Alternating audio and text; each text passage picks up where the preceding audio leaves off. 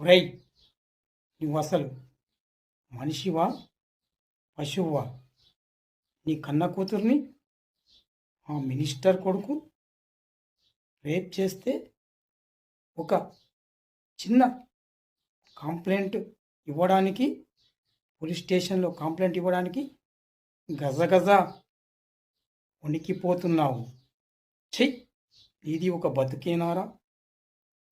ఈరోజు రేప్ చేశాడు, రేపు సాక్ష్యం దొరకకూడదని నీ కూతుర్ని చంపేస్తాడు. అప్పుడేం చేస్తావు? అప్పుడు కూడా ఇలాగే నోరు మూసుకొని కూర్చుంటావా?